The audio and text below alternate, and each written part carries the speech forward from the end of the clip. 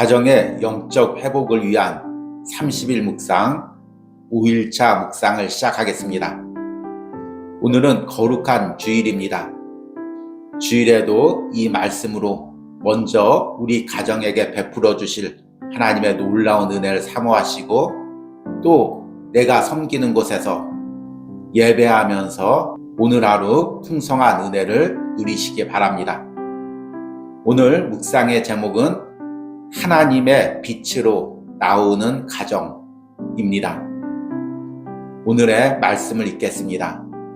요한일서 1장 5절에서 7절입니다. 우리가 그에게 듣고 너희에게 전하는 소식은 이것이니 곧 하나님은 빛이시라.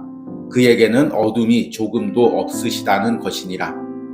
만일 우리가 하나님과 사귐이 있다 하고 어둠에 행하면 거짓말을 하고 진리를 행하지 아니함이거니와, 그가 빛 가운데 계신 것 같이 우리도 빛 가운데 행하면 우리가 서로 사귐이 있고 그 아들 예수의 피가 우리를 모든 죄에서 깨끗하게 하실 것이요.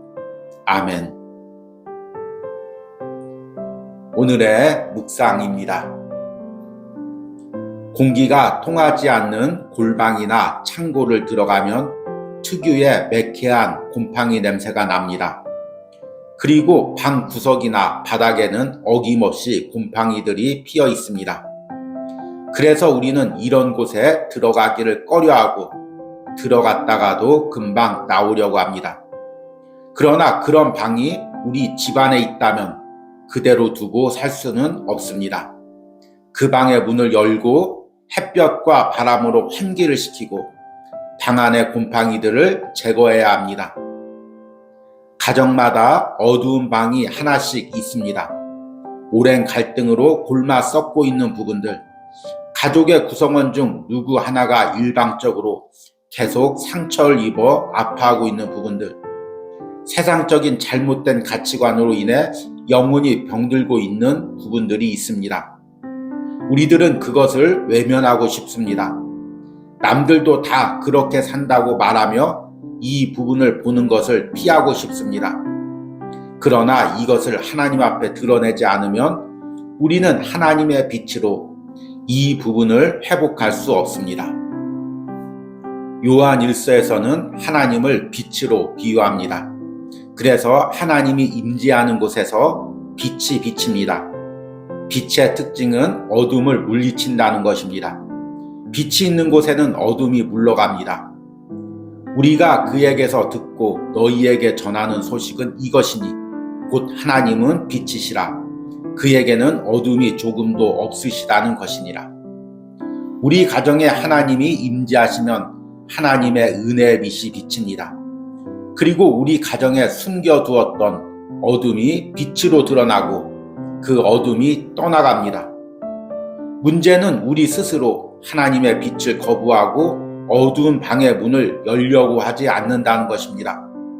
그것이 수치스럽기 때문에 그것을 드러내면 그 어두운 방을 만든 것이 자신의 책임이 될 것 같기에 그것을 드러내기 싫어합니다.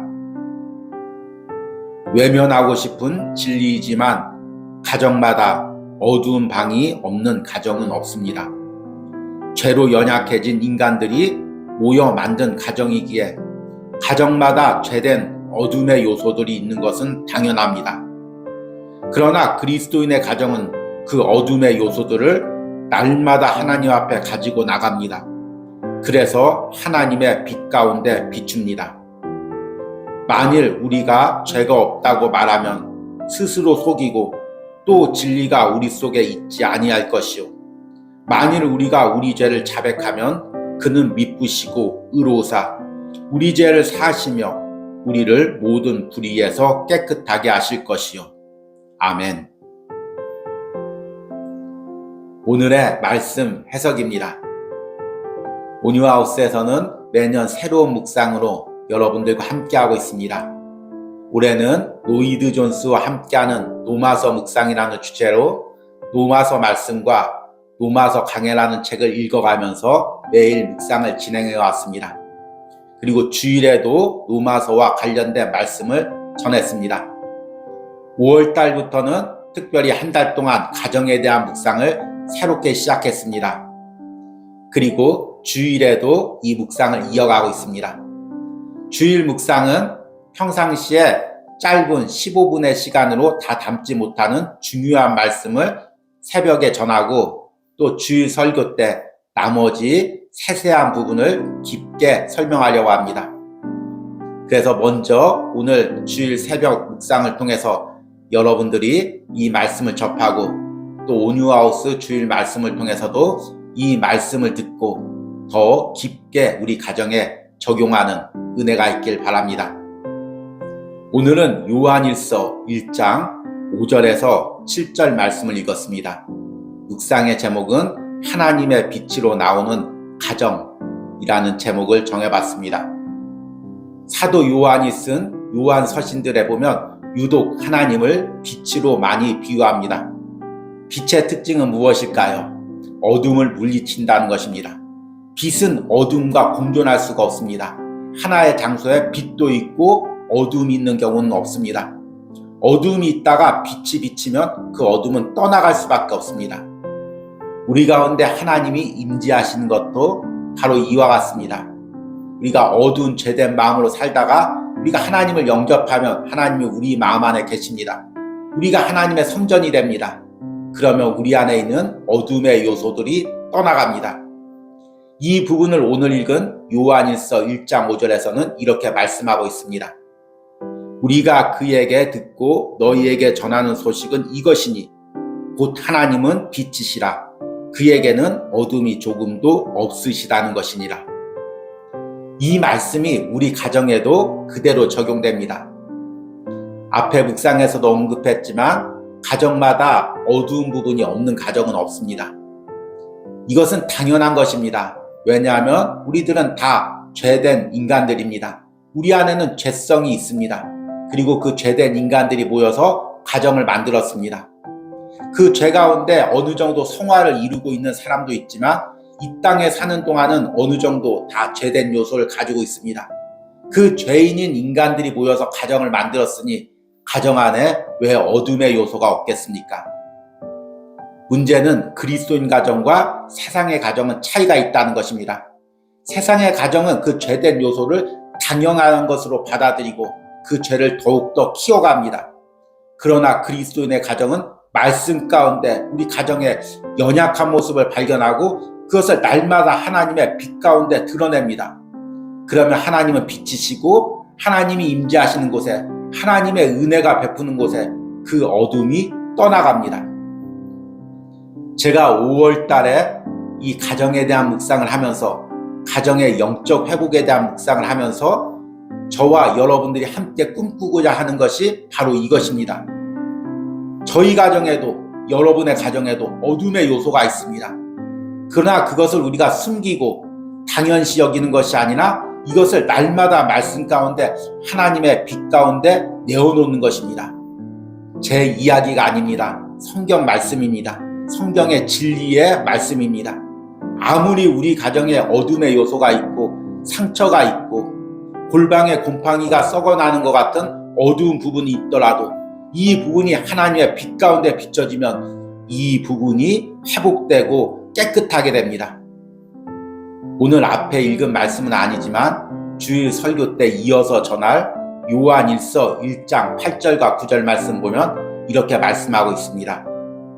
만일 우리가 죄가 없다고 말하면 스스로 속이고 또 진리가 우리 속에 있지 아니할 것이요 만일 우리가 우리 죄를 자백하면 그는 미쁘시고 의로우사 우리 죄를 사하시며 우리를 모든 불의에서 깨끗하게 하실 것이요 우리가 우리 가정 안에 있는 어둠의 요소들을 숨기거나 이것의 존재를 부정하면서 깨끗한 척 아무렇지도 않은 척 하면은 우리는 하나님 앞에 거짓말을 하고 있는 것입니다. 그러나 이 부분들을 하나님 앞에 인정하고 고백하고 나오면 그 어둠의 방 안에 있는 문을 열어 제치고 하나님의 은혜의 빛을 비추게 하면 그 어두운 방이 하나님의 은혜 가운데 드러나고 모든 어둠들이 떠나가는 역사가 일어납니다. 이런 역사가 이 30일 동안 이 가정에 대한 묵상에 동참하는 여러분들 가정에 일어나길 원합니다. 이런 기적의 역사가, 이런 변화의 역사가, 이런 깨끗해짐의 역사가 묵상을 듣는 가정마다 성령의 역사 가운데 일어나길 소망합니다. 문제는 우리 스스로도 우리 가정에 이 어두움의 요소가 무엇인지를 깨닫질 못한다는 것입니다. 방마다 문을 닫아놓고 죄악의 곰팡이가 끼고 있는 부분들이 있지만 이것이 어느 방인지 어느 요소인지, 아버지에게 문제가 있는지 자녀에게 문제가 있는지, 경제적인 부분인지 성적인 부분인지 이것을 발견하기가 쉽지 않다는 것입니다. 어쩌면 발견했는데도 그것을 부정하고 있을지도 모릅니다.